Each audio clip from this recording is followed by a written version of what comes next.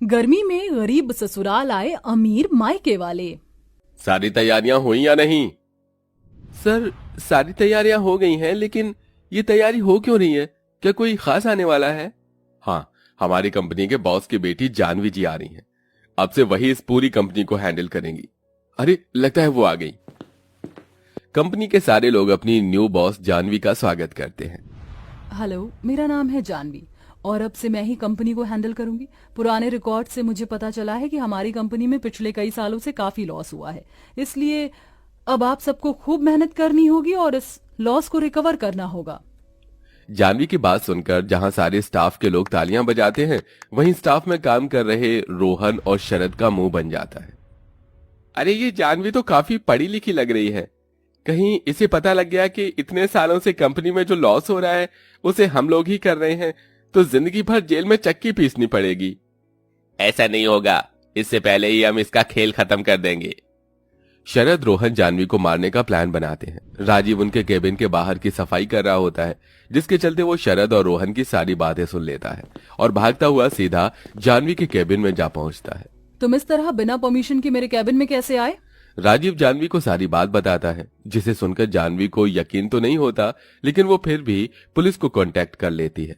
वहीं शरद और रोहन जैसे ही जानवी को मारने के लिए उसके कमरे में आते हैं, तो पुलिस उन्हें पकड़ लेती है और सीधा जेल में ले जाती है। राजीव, तुम्हारा बहुत बहुत शुक्रिया। अगर तुम ना होते तो शायद आज वो लोग मुझे मार ही देते। ये आप कैसी बातें कर रही हैं? इस कंपनी का मैंने नमक खाया है और मैं अपने जीते जी इस कंपनी में कभी कुछ गलत नहीं होने दूंगा। कहने को राजीव इतनी बड़ी कंपनी में सिर्फ एक मामूली पियून था, लेकिन उसकी बातें सुन जानवी उससे काफी इम्प्रेस हो जाती है, जिसके चलते अब दोनों में काफी अच्छी दोस्ती हो जाती है और यही दोस्ती सिर्फ कुछ महीनों में प्यार के रिश्ते में बदल जाती है। जानवी राजीव से शादी करना चाहती थी, इसलिए वो अपने माता पिता को राजीव के बारे में बताती है। जानवी, तुम्हारा दिमाग तो नहीं खराब हो गया? इतनी बड़ी कंपनी की बॉस होकर तुम एक पियून से शादी करना चाहती हो? लोग क्या कहेंगे? लोग क्या कहेंगे मुझे इससे कोई मतलब नहीं है। मैं राजीव से प्यार करती हूँ और उसी से ही शादी करूंगी। ठीक है, अगर यही तुम्हारा आखिरी फैसला है तो हमारा फैसला भी सुन लो। अगर तुम उस गरीब से रिश्ता जोड़ोगी तो तुम्हें हमसे सारे रिश्ते नाते खत्म करने होंगे। जानवी राजीव से बहुत प्यार करती थी, इसलिए वो अपने माँ बाप से सारे रिश्ते तोड़ देती है। वहीं मुकेश जानवी के सारे क्रेडिट कार्ड को भी ब्लॉक कर देता है, साथ ही साथ राजीव को भी कंपनी से निकाल देता है। जिसके बाद राजीव और जानवी मंदिर में शादी कर लेते हैं। शादी के बाद राजीव के माता पिता और बहन जानवी का घर में गृह प्रवेश करते हैं। क्या हुआ बहू, क्या देख रही है? ऐसे यही ना कि तेरा ससुराल इतना छोटा क्यों है? नहीं माँ जी, ऐसा नहीं है। घर तो रिश्ते और प्यार से बनता है। बड़ा घर होकर भी अगर उसमें प्यार और रिश्ते ना हो तो ऐसे घर का क्या फायदा? जानवी की बात सुन ससुराल वाले काफी खुश होते हैं। जिसके बाद जानवी की नंद उसे उसके कमरे में लेकर जाती है। जानवी को हमेशा से ही एसी में रहने की आदत थी, लेकिन उसके ससुराल में एक पंखा भी नहीं था, जिसके चलते रात भर जानवी गर्मी से परेशान होती रहती है। क्या हुआ जानवी, तुम अभी तक सोई नहीं? वो नई जगह है ना, इसलिए नींद नहीं आ रही।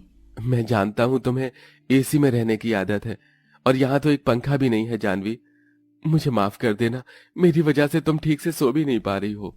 आप ऐसा क्यों बोल रहे हैं? धीरे धीरे मुझे इन सब की आदत हो जाएगी। आप ज्यादा परेशान मत हो। जानवी को गर्मी से इतना परेशान होता देख राजीव से देखा नहीं जाता। जिसके बाद राजीव रात भर जागकर जानवी को हाथ वाले पंखे से हवा करता रहता है, जिससे जानवी आराम से सो जाती है। सुबह होने के बाद जानवी उठकर तैयार होती है और अपनी पहली रसोई की रस्म के लिए जाती है। ये क्या?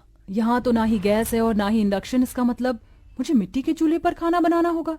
वैसे जब मैं स्कूल टूर की तरफ से गांव गई थी तो मैंने देखा था कि वहाँ की औरतें कैसे चूल्हे पर खाना बनाते हैं। आज मैं भी ट्राई करती हूँ।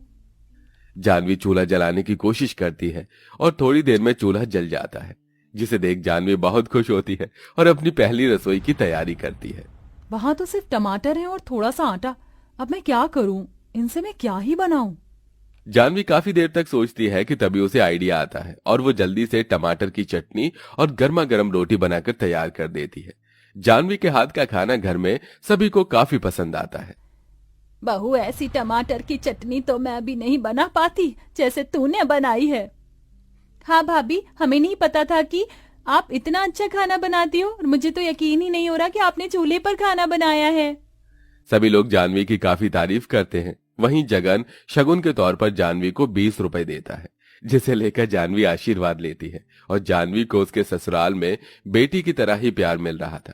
लेकिन बढ़ती गर्मी के चलते उसकी हालत काफी ज्यादा खराब हो चुकी थी। बहुत प्यास लग रही है। शादी से पहले हर गर्मी के मौसम में माँ मेरे लिए तरह तरह की जूस बनाया करती थी, लेकिन अब तो इस मटके के पानी का ही सहारा है।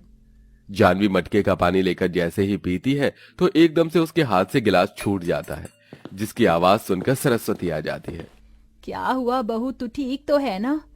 कुछ नहीं माँ जी, वो गर्मी की वजह से मटके का पानी भी गर्म हो गया था तो एकदम से ग्लास छूट गया।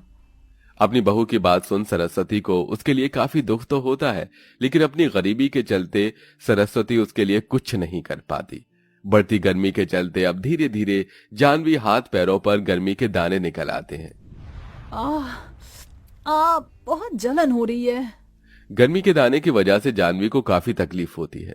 तभी जानवी अचानक बेहोश हो जाती है, जिसे देख सारा परिवार काफी परेशान होता है। राजीव जल्दी से डॉक्टर को बुलाता है। डॉक्टर के चेकअप करने पर घर में सबको पता चलता है कि जानवी पेट से है। जानवी के गर्भवती होने की खबर से सारा परिवार खुश हो जाता है। बहू, हम गर्भवती है। अब मैं भी तेरे साथ मजदूरी करूंगा ताकि हम सब बहू को अच्छे से ख्याल रखें। इस उम्र में भला आप काम करेंगे? आपको काम करने की कोई जरूरत नहीं है। मैं और राजीव मिलकर सब संभाल लेंगे। लेकिन कैसे बहू? माँ जी, आपने ही तो कहा था ना कि मैं खाना अच्छा बनाती हूँ, तो मैं सोच रही थी कि मैं समोसे और पकौड़े की रेडी खोल लेती हूँ। ज्यादा मेहनत भी नहीं लगेगी और कमाई भी अच्छी खासी हो जाएगी। जानवी की बात सुन राजीव अपने दोस्तों से कुछ पैसे उधार मांग कर आता है। एक किराए पर ठेला लेकर जानवी को समोसे पकौड़े की रेडी खोल देता है और अब जानवी कड़ी धूप में समोसे बेचती है। इतनी गर्मी में गर्भवती अवस्था में खुद को इतना परेशान देख जानवी को अपने बीते कल की याद आने लगती है। बेटा, थोड़ा सा और पी लो। पहले ही आपने इतने सारे फ्रूट्स खिला दिए और अभी जूस। ये सब तुम्हें गर्मी में हाइड्रेटेड रखेंगे। तुम्हें पता है ना कि गर्मी में तुम्हारी तबीयत कितनी जल्दी खराब होती है। अपने बीते पल को याद करते हुए जानवी की आंखों में आंसू आ जाते हैं। तभी उसके सामने से एक बड़ी सी गाड़ी गुजरती है। उस गाड़ी में कोई और नहीं बल्कि उसके माता पिता होते हैं। अपनी बेटी को गर्भवती हालत में धूप में समोसे बेचते हुए देख मुकेश और मेघना की आंखों में आंसू आ जाते हैं। ये हमारी बेटी की क्या हालत हो गई है। सुनिए जी, मुझे मेरी बेटी के पास ले चलिए। मैं उसे अब ऐसी तकलीफ में और नहीं देख सकती।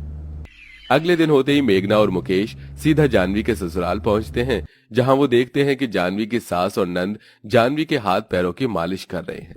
बहू, तुझे इतनी धूप में समोसे बेचने की क्या जरूरत है? तू कहे तो मैं और राशि ये काम कर लेते हैं। माँ बिल्कुल ठीक कह रही है। आपने अपनी हालत देखी है। चलिए अब जल्दी से ये दूध पी लो, आपको फिर दवाई भी खानी है। अपनी बेटी की सास और नंद को अपनी बेटी का इतना ख्याल रखता देख मुकेश और मेघना काफी खुश होते हैं। तभी जानवी की नजर अपने माता पिता पर जाती है, जिनको देखकर वो बहुत खुश होती है। पापा, आप लोग आ गए? हाँ मेरी बच्ची, कैसी है तू?